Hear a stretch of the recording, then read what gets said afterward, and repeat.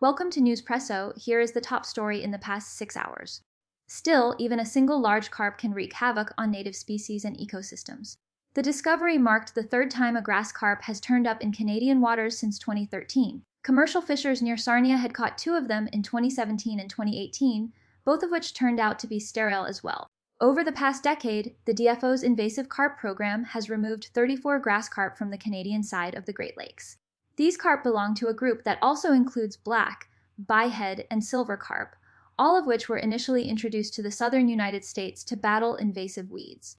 Grass carp have a voracious appetite, the invasive species center warns. A single fish eats 40% of its weight. It consumes vegetation each day. Much of that food is digested. Half of that food is expelled. The expelled waste clouds water. The waste fuels algal blooms.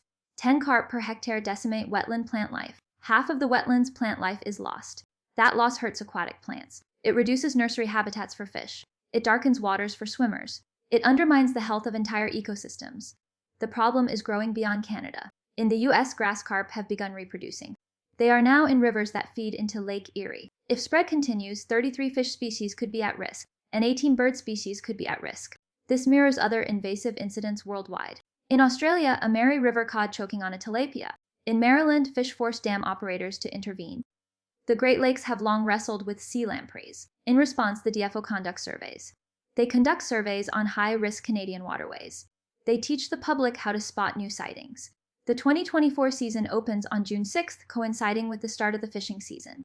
All fisheries are currently under the same rule to kill non-native species. All fish species must be identified before any killing is permitted. The Canadian Wildlife Service is responsible for enforcing the new regulations. The Canadian Wildlife Service is responsible for enforcement. The Canadian Wildlife Service is responsible for enforcing the new regulations. The Canadian Wildlife Service is responsible for enforcement. The Canadian Wildlife Service is responsible for enforcing the new regulations. All fish species must be identified before any killing is permitted. The Canadian Wildlife Service is responsible for enforcing the new regulations. The big takeaway is that a single invasive fish can destabilize an entire ecosystem, and vigilant, coordinated action is essential to keep the Great Lakes, and by extension, the broader environment, safe. The next time you cast a line in a Canadian waterway, remember that your catch could be more than a meal. It could be a threat. Subscribe Newspresso. Never miss a major global headline.